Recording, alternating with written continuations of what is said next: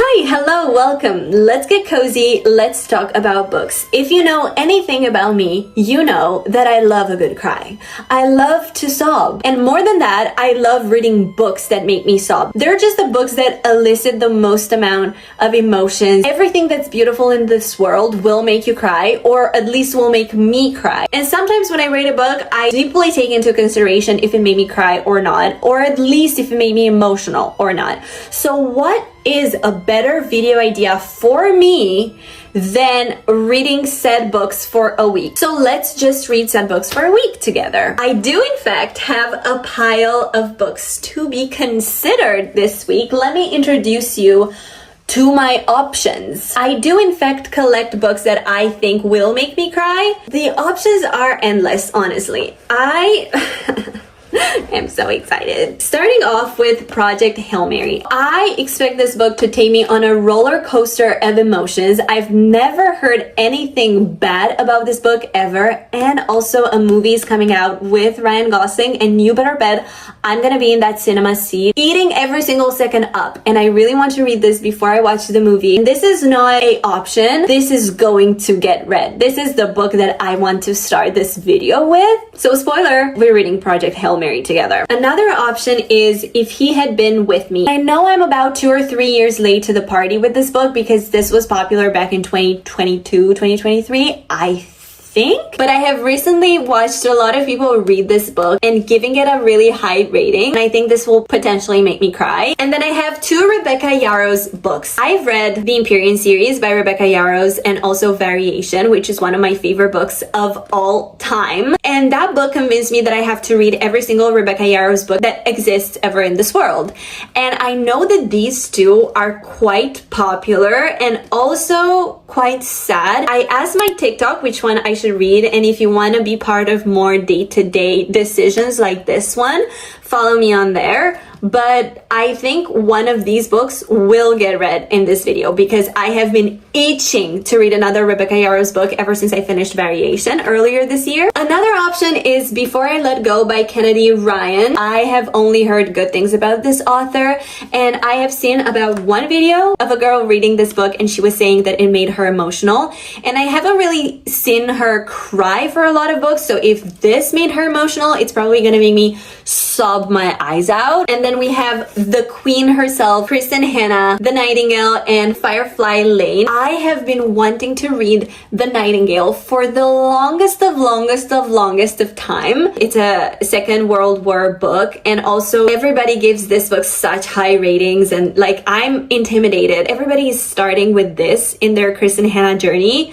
So maybe I should too, I don't know, but I have these 2 books of hers and I think anything that she writes makes people cry. And last but not least, I have Love and Other Words by Christina Lauren. And again, I know I'm late to this party. People were reading this book years ago, but you know what? Better late than never. I've mostly heard positive things about this book, so I really have high expectations of it. I've had it on my shelf for quite a while, and I got this cover. I think it's the original one. I don't know, but yeah, it's old and red, and I got it secondhand, and I'm really excited to read this. Yeah, these are our options. I think I'm just gonna go with the flow as the week passes. One thing that I know for sure is that we are going to start this journey with Project Hail Mary. You don't even understand how excited I am to read this. There simply doesn't have to be any more time wasted before I start reading this book. So let's get to reading. Let's roll the tape.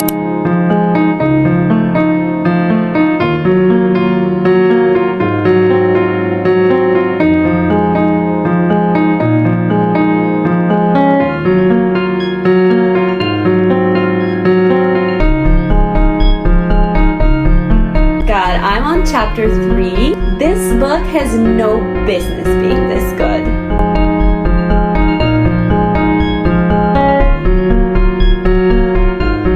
I am halfway through this book right now, and I thought it was the perfect time to give you my first reading update. First of all, it's one of my most tapped books so far. I am enjoying every single second of this. This book has no business being as good and as funny as it is. And I can't tell you really much about it because our main character doesn't know anything about his life. He wakes up from a coma, he's connected to all of these machines, he doesn't even know where he is, what's his name, what's his profession, where he's from. He has no idea about anything. I don't really want to tell you more about it because the way that he figures everything out is so funny. He's a very normal guy and you're going to relate to him so much. You're gonna laugh your butt off while you are reading this book. Now I understand why they picked Ryan Gosling for this role because he's also a pretty funny guy. I think he's gonna do a great job because I don't know if I said that, but this is going to be turned into a movie. They already shot it. The trailer is out. I've watched it. It's so good. It comes out in March. So if you want to read the book before the movie is out, please do so because the book is so good. And I found out that the author of this book is actually the author of The Martian, which is one of my favorite movies of all time. And it turns out that book was his debut. What? This guy, the author, is so smart. I had to Google him because there was no way he's just an author. Like, he had to be a scientist. And let me explain to you why. This book is very focused on science. With every single step, everything that he has to push through to find more information about things is through science. So if you have no idea about anything related to science, you and science are complete opposites and you don't want to read about that, you have no interest in that whatsoever, you might want to skip this. However, if you're not against it, it is very well explained. Like, you will understand what's happening all throughout it. Like, you don't have to be a scientist to understand this book. And the only way I can think of comparing this is if you've ever watched Queen's Gambit. She plays chess throughout the entire series. Do I know how to play chess? Barely. But was I invested in the action the entirety of the series? Absolutely. I was rooting for her. I was there. The best way to go about this is, if you're not very interested in the science aspect of it, maybe go for the audiobook, because I feel like that would be more digestible instead of looking at all of these numbers. However, I am very interested in everything that's going on in here. My favorite movie of all time, Interstellar. One of my comfort movies from when I was younger, The Martian. The first movie that I've ever watched in a cinema, The Passenger. One of my favorite books of the entire year, Atmosphere. Guys, I should have known I am into science fiction, specifically space science fiction. I'm actively going on Google and asking it to explain to me things that they touch on here, but I don't fully grasp. Like, I really want to understand everything that's going on in here. It's also very dynamic. Like, you're not going to get bored. It's very fast paced. It's very engaging, and you live with the character every step of the way. You don't get his history info dumpy on you. It's like you find everything out with him, and that's such a bonding experience with the character. For the smallest of interactions, I was crying my eyes out. I am absolutely obsessed with this so far, in case you cannot tell. I'm thinking that I want to re-listen to the book in anticipation of the movie. Like, I'm going to read this now physically, and right before the movie comes out, I want to listen to it on audio again, just to refresh my memory, but also to see what the hype is all about with the audiobook. I did something very stupid though. I wanted to check how many pages this book had for some reason, and I accidentally saw the last sentence, and the last sentence spoils everything. So guys, if you have this copy, let me just tell you right the fuck now, this book has 476 pages. Don't look at the last page. Don't read the last sentence. You will get spoiled. I almost cried of frustration just because I saw it. And I hope I'll still enjoy the end of this book because of the way it's going to be constructed. But there are books that you never know what's going to happen until the last sentence. And I know the last sentence. And I'm really upset about it, but I'm really excited to keep going. I'm savoring every single second of it. I will be honest, and I have been reading this book kind of slowly, but it's just because I want, like, every page takes me so long to read because I'm like, but what's that? And I really want to understand this phenomenon, and I want to understand this phenomenon. What would I do in this situation? Or what does that mean? And yeah, I'm taking a long time to read this book, but I don't think it's a slow book. I think it's actually very fast paced, but if you are interested in it, you can take your time. I obviously am very passionate about this and I should just calm down, but I feel like my attitude is already telling you how much I'm enjoying this book, and my expectations for it are really, really high. If this is not a 5-star, I would be deeply, deeply, deeply shocked. We have accomplished our goal of crying, but I do have a suspicion that this is going to destroy me emotionally. So I'll keep you updated on that, and we can continue reading this together.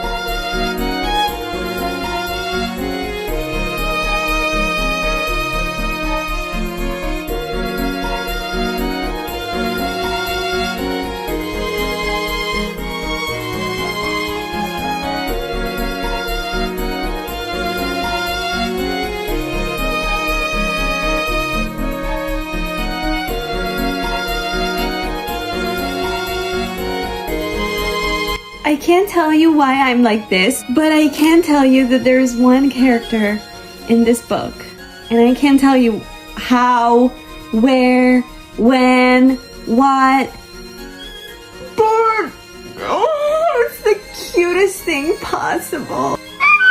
He's gonna be the death of me. He is. I already feel it. I already see it in my future. He's gonna be the death of me.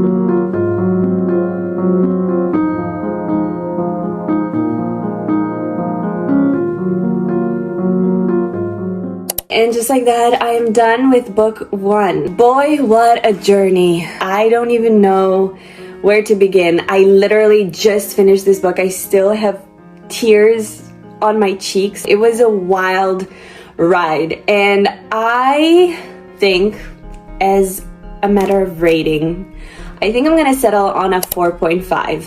And hear me out. I think if I would go into it again, but in the form of an audiobook, it would definitely be a 5-star, because it's a really, really good book, like a really good book. I really am excited to go back in March to the audiobook and do this all over again, and I think the second time around would be a 5-star. But I will say, reading it and annotating it, also look at my tabs, like this is crazy. I feel like this is one of my most tabbed books of all time. It was very easy to get into. It grabs you from the very first page. It was very interesting to find out all of these things. But I will say, once the world was set up and I found out most of what would happened in the past and how he got here, and once I was introduced to all of the character and all of that, it kind of started slowing that down a little bit. And it's not the kind of book that I was like, oh my god, I need to sit down and binge, because it's such a huge amount of information that I needed to kind of take it all in. I googled a lot of stuff. I wanted to understand the phenomenon that was happening in this, so it wasn't incredibly fast to go through. So because I spent a lot of time in it, at some point I was like, okay, now what? I loved my experience. It was just a little bit slow and kind of like I wanted something big and for it to end, you know, like it kind of like dragged on a little bit towards the end. So that's why I'm giving it a 4.5. But that is not to say that this is not one of the most amazing books that I've ever read. And I do highly, highly recommend you get into this. I will say though, the one person that I actually saw reading it, like full-on reading vlog, she was like, yeah, I'm not at all into science and I understood everything. Ma'am, I mean, was it the audiobook? Because like as I'm reading this, I'm like, wait, what? Like it's science heavy. I don't really think this is for everyone. If you don't read this genre ever and you have zero interest in science, it could be a hit or a miss, but it could be a miss. Like I don't think every single person on this planet would enjoy this book. I think most would, but I don't think all would. However, I think the fact that it's going to be a movie, it's great because it's going to contain the story in a 3-hour situation. You know, you're going to go through all of the feelings in a 3-hour situation. You're not going to spend like a week reading it. You're going to like get all of the info very, very fast, and it is very emotional. It's very impactful. Like you are going to love the movie if it's done right. So I highly recommend, if you're not going to read the book, at least go to the cinema when the movie will be out. And I think that's it. Now I think we can go into our next book. And I know it's reading sad books for a week, but I cannot even begin to imagine that I'm going to pick another book up that is going to make me feel so much emotional pain all over again. But I guess I signed myself up for it. So let's look through the options. I'll be back. Okay, from that huge pile that I had at the beginning, I narrowed it down to the 2 books that I most urgently want to read. We have The Nightingale by Kristin and The Last Letter by Rebecca Yarros. And this is going to be a romance. I think most probably this is a romance, and this is a historical fiction. And considering we just read a science fiction, I think we should go into romance as kind of like a palate cleanser, if you will, although this is going to ruin me, period. I know it will, but you know, usually a romance is more like, I'm used to it, it's kind of easier. I hope I'm not wrong, but I think this is going to be the next read, and we're gonna save this for last and end with a historical fiction. So we just kind of take a break between these 2 very heavy ones. I really hope this is not going to ruin my life because I really want to enjoy this. I hope I'm making the right decision, but I think the next book that we're gonna read together is The Last Letter by Rebecca Yarros. I am so excited to read this book. After Variation, I am convinced that this woman can do no wrong. Every single book, 4 out of 4 that I've read by her, 5 fucking stars, God tier, the best books I've ever read. So I'm incredibly excited to get into this book. And yeah, let's get to reading. Let's do it together.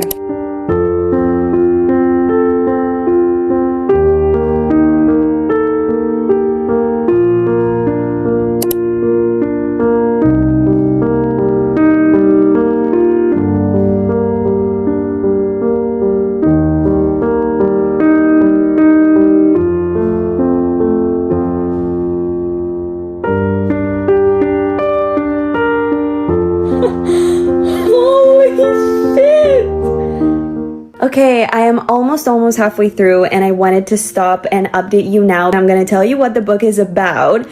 If you don't want to know anything about that, maybe skip ahead a little bit, but I would still suggest you check your trigger warnings because this is sensitive. Like, we are tackling sensitive topics. We are following Ella. Her parents died when she was very young, and she was raised by her grandparents, and she had a brother who went into the army.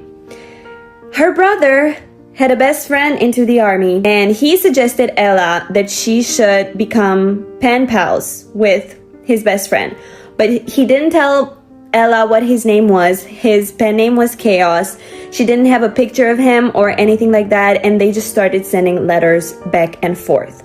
while they were talking through letters, Ella finds out that her 5-year-old daughter has cancer. He comes back to the small town where Ella lives and goes there to take care of her and her daughter. Doesn't tell Ella that he is Chaos, that he is the guy that she was sending letters to back and forth. So this would technically be a small town romance, very similar to The Lucky One, but the one thing that we add to the story is the dying kid, the dying 5-year-old kid. I have been sobbing. I don't know what Rebecca Yarros puts in her books, but one, you can't put them down. Two, it makes you feel like home.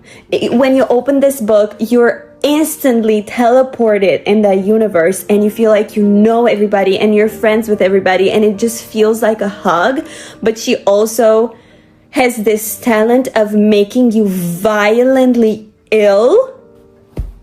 I am very scared to finish this book because everybody who read it is saying that the last page or like the last chapter, I'm not sure, is going to rip your heart out. And I already have theories as to what tragedies could possibly happen at the end, and I am not ready for that. But right now we're in a good spot. I actually am so happy to see what happens next. I don't want to put this down. I don't want to finish this. I don't want to be out of this universe. I just wish I could just, you know, in the story. I just wish I could be in it. But that's it. I'm gonna get back into it and just keep updating you, I guess.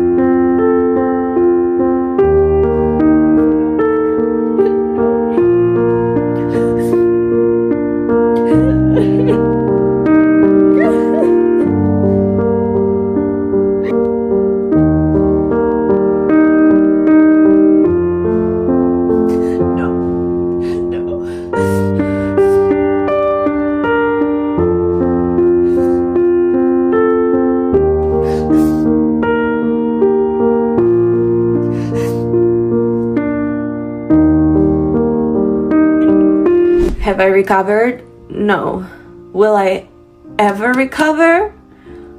Probably also no. My face hurts. There's really not much to say because it's not like I can discuss the ending of this book with you, but just know that it is diabolical. Please proceed with caution, but yeah, this is nothing less than a 5-star. Like, a book that makes me feel this way is nothing less of a 5-star. I loved every single second of being here, and I just love being emotionally distraught, apparently. It was perfection, but it was mean. Thing is, I knew something would happen, but it destroyed me. I fear there's nothing else that I can or will say, and I guess I'm gonna torture myself some more. And I'm gonna go into The Nightingale. Yay! What did I get myself into? Why did I want to do this?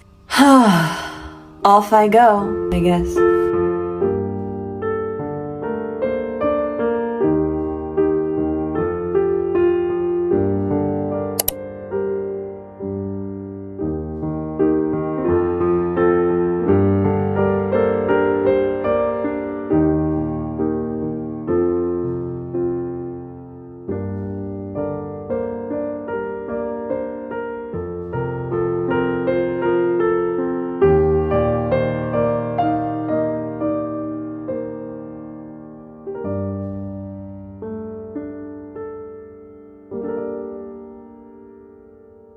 Chapter 13.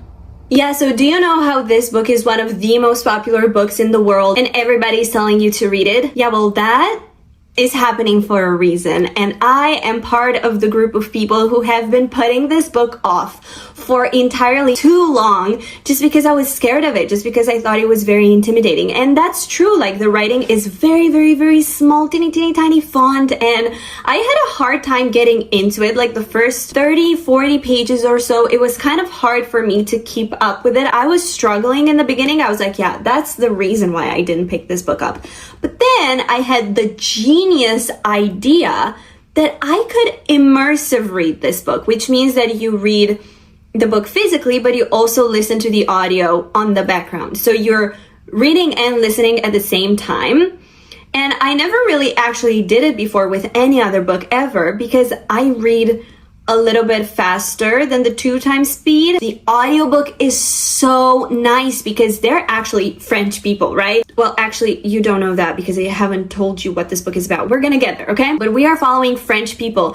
And in the audiobook, they have accents. And also we are following two characters in this book, and they're not always in the same place at the same time. So you kind of don't know in which perspective you are, even though it's written in the third point of view, you still don't know where exactly you are. But the audiobook changes the tone of the two characters. Like you can tell by the voice of the actress when she's narrating for one of them or the other. So that's also very helpful. And it's not that annoying that it reads slower than I do, because it kind of reminds me of when I was younger and in school and we were like reading text out loud and my classmates would read and I read faster and I just had to kind of slow down my reading and just go on with them. It kind of felt like that, and it also gives a great opportunity to annotate. You kind of don't lose that time, like you're annotating and by the time that you're done you can go back to the reading. I don't know if that makes any sense, but I think this is the perfect way to read this book. If you're struggling with it, trust me, immersive, read it. Now, let's get into what this book is actually about. We are following two sisters in the Second World War, and they couldn't be more different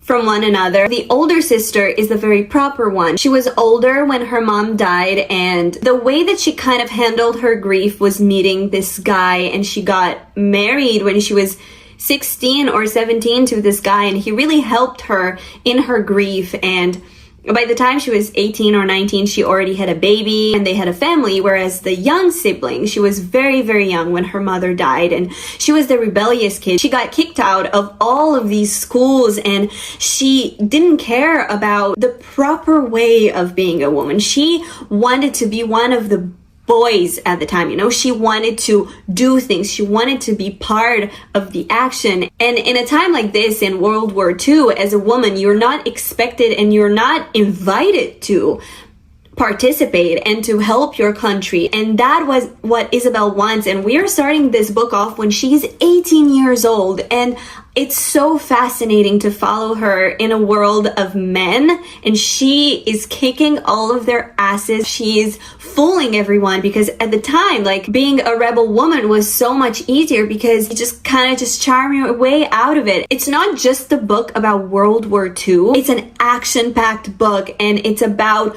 womanhood, and it's about sisterhood, and it's about two different ways that you can go through war and that war can affect you emotionally. You go into the perspective of the older sister and how she's handling it at home with her kid, and she's trying to provide for her, and she's trying to be faithful to her husband who went into the war and he's not at home anymore. And then you're in the perspective of the younger sister, and she wants to help the country, and she's rebellious, and she does all of these shady illegal things to help out her country win the war. And it's so interesting, their dynamic and the action itself. I highly recommend every single person who's watching this video should be reading this book. I am so excited to get more into it. I'm halfway through right now. Yeah, let's finish this book together.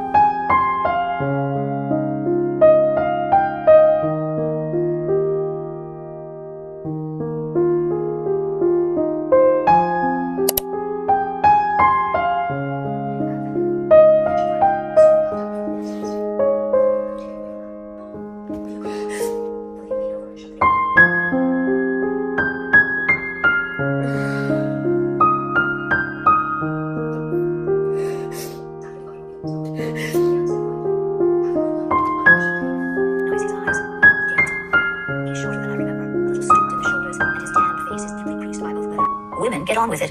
For us, it was a shadow war. There were no parades for us when it was over, no medals or mentions in history books. We did what we had to during the war, and when it was over, we picked up the pieces and started our lives over. I'm Nightingale in my own way. A survivor, Ari adds. Did Dad know love lasts? We remain.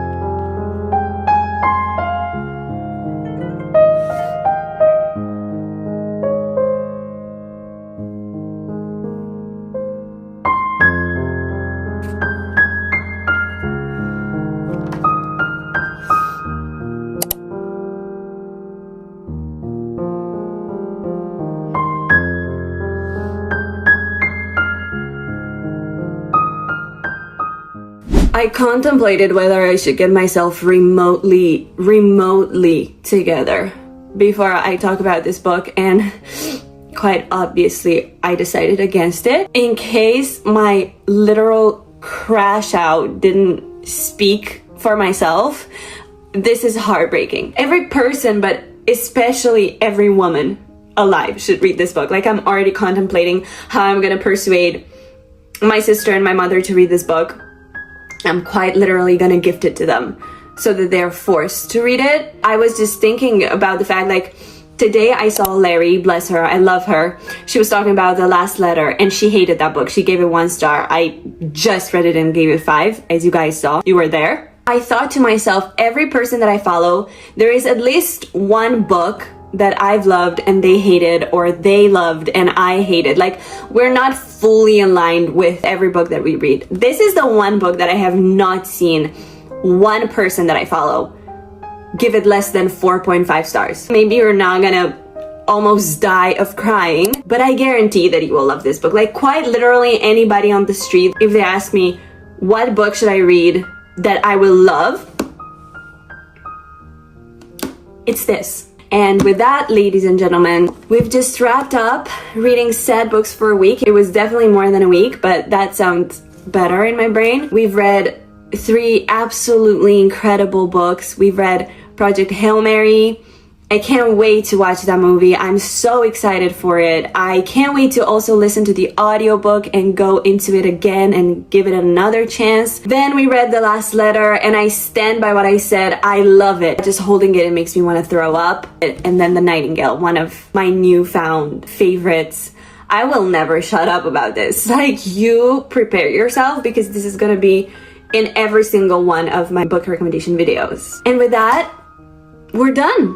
Another reading vlog, another 3 amazing books read. I struck gold with these books in this video. I hope you read at least one of them. I hope the next book that you read is the best book you've ever read, a 5-star floppy, perfect book. I'm saying. And without further ado, I'll leave you to reading.